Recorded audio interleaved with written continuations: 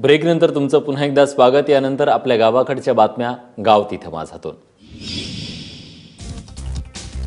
अहमदनगर शहर आणि उपनगरात सर्वत्र खड्ड्यांचं साम्राज्य दिसून येत आहे। शहरातून जाणाऱ्या राज्यमार्गावरही मोठमोठे खड्डे पडलेत, त्यामुळे वाहतुकीचा खोळंबा होतोय।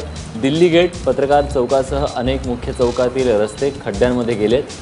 खड्डे चुकवताना छोटे मोठे अपघात सातत्याने होत आहेत।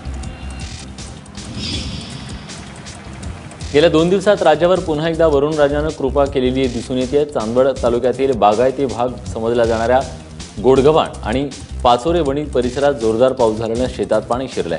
संततधार पावसानं द्राक्षाच्या आणि टोमॅटोच्या पिकांचं मोठं नुकसान होत आहे। या पावसानं परिसरात पूर परिस्थिती निर्माण झाली असून अनेक गावांचा संपर्क तुटलाय। लातूरच्या निलंगा तालुक्यात गेल्या 4 दिवसांपासून जोरदार पाऊस सुरू आहे। तेरणा आणि मांजरा नदीवरचे तगरखेडा आणि वाजळखेडा बॅरेजचे पूर्णपणे भरलेले आहेत। तेरणा नदीनं प्रवाह बदलला असून महाराष्ट्र आणि कर्नाटकला जोडणारे 3 पूल पाण्याखाली गेलेत।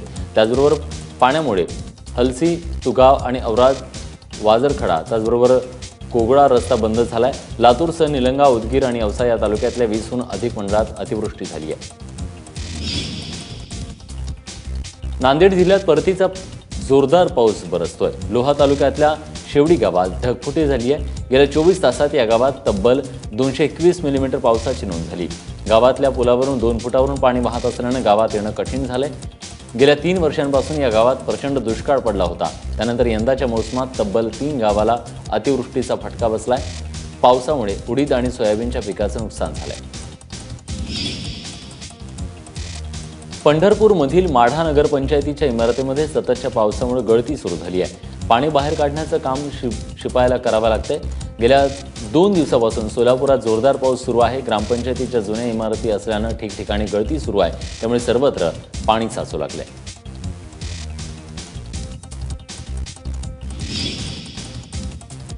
बेळगावातल्या शांताई वृद्धाश्रमात नाग आढळल्यानं एकच खळबळ उडाली। वृद्धाश्रमातील आजी आजोबांनी तातडीनं सर्व मित्रांशी संपर्क साधून या नागाला जंगलात सोडलंय। बेडूक खाऊन आलेला हा नाग सुस्त झाला होता, त्यामुळे त्याला पकडणं सोपं झाल्याचं सर्पमित्र निर्झरा चिठ्ठी यांनी सांगितलं। नंदुरबारमध्ये मोठ्या उत्साहात 12व्या दिवशी पोलीस दलाच्या गणपतीचं विसर्जन करण्यात आलं। गेले 15 दिवस गणेशोत्सवाच्या बंदोबस्तासाठी पोलिसांच्या सर्व सुट्ट्या रद्द करण्यात आल्या होत्या। त्यानंतर अनंत चतुर्दशीच्या दिवशीही 18 तास मिरवणुका चालल्यानं पोलिसांना विसर्जनासाठी वेळच मिळाला नव्हता। अखेर 12व्या दिवशी पोलिसांच्या बाप्पांचं विसर्जन करण्यात आलं। अहमदनगरमधल्या नाफेडच्या मूग खरेदी केंद्रावर शेतकऱ्यांनी आपला राग अधिकाऱ्यांवर काढलाय। काल सकाळी 9 वाजता येऊन देखील दुपारी 3 वाजेपर्यंत मूग खरेदी टाळाटाळ करणाऱ्या शेतकऱ्याचा राग अनावर झाला आणि या शेतकऱ्यांना अधिकाऱ्याची कॉलर पकडून धक्काबुक्की केली। नाफेडच्या मूग खरेदी केंद्रावर आर्द्रता तपासणी मशीनच नव्हतं, त्यामुळे 3 वेगवेगळ्या मशीनवर आर्द्रता तपासण्यात आली। मात्र 3ही वेळा आर्द्रतेत तफावत आढळून आली, त्यामुळे शेतकरी चांगलेच वैतागले। रत्नागिरीतल्या दापोली शहरात पुन्हा एकदा पिसाळलेल्या कुत्र्याची दहशत निर्माण झाली आहे। या कुत्र्यानं 12 जणांचा चावा घेऊन त्यांना जखमी केले। यात नगरपंचायत कर्मचाऱ्यांचा देखील समावेश आहे। या घटनेमुळे शहरात भीतीचं वातावरण आहे। गेल्या 2 महिन्यातली ही 3री घटना आहे। याआधी दापोली शहरात पिसाळलेल्या कुत्र्यानं अनेकांचा चावा घेतला, त्या दोघांचा मृत्यू झाला। अहमदनगरमधल्या गणेश विसर्जन मिरवणुकीत डीजे वाजवणाऱ्या मंडळांवर कारवाई करण्यात आली आहे। शिवसेना नगर शहर मंडळाच्या अध्यक्षासह 4घांवर गुन्हा दाखल करण्यात आलाय। त्याचबरोबर डीजेचं साहित्य, ट्रॅक्टर आणि टेम्पोही जप्त करण्यात आलाय। विसर्जन मार्गावरील मिरवणूक शेवटच्या टप्प्यात आल्यानंतर कोतवाली पोलिसांनी ही कारवाई केली। अकोल्यात गणपती विसर्जनाच्या दरम्यान तेलारा आणि बाळापूर तालुक्यात 2 गणेश भक्तांचा बुडून मृत्यू झालाय। प्रदीप फोकमारे आणि गोपाल जांगळे अशी मृत तरुणांची नाव आहेत। संग्रामपूर तालुक्यातील काकणवाडा इथं वान नदीत विसर्जनासाठी गेलेल्या प्रदीपचा पाय घसरला आणि ते बुडाले, तर बाळापुरातील गोपाळचाही पाण्याचा अंदाज न आल्यानं बुडून मृत्यू झालाय। अहमदनगरमधल्या हिम्मत जाधवच्या हत्या प्रकरणी 3 मारेकऱ्यांना अटक करण्यात आली आहे। सोमा मोरे, अजय ठोंबरे, कृष्णा कोरडे असं आरोपींची नाव आहेत। 20 तारखेपर्यंत त्यांना पोलीस कोठडी सुनावण्यात आली आहे। तिघांनी प्रत्येकी 5 लाखांची सुपारी घेऊन जाधवची हत्या केल्याचं तपासात उघड झालंय। हत्येआधी त्यांनी अनेकदा रेकी केल्याचीही कबुली दिली आहे।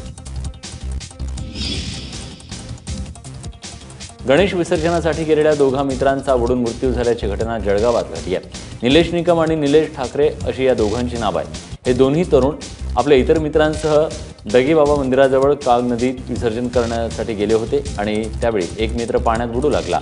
त्याला वाचवण्यासाठी पाण्यात उतरलेल्या निलेशला आपला दुसरा मित्र आणि निलेश ठाकरे बुडत असताना दिसला।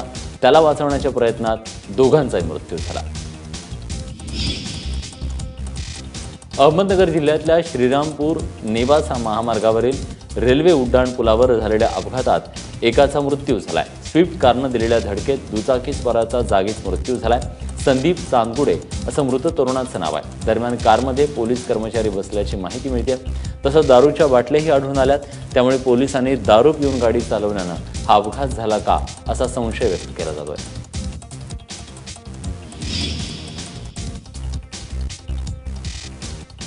एसटीचे पास असले तरी एसटी उपलब्ध होत नसल्यानं इंदापुरातल्या विद्यार्थ्यांनी रास्ता रोको आंदोलन केलं।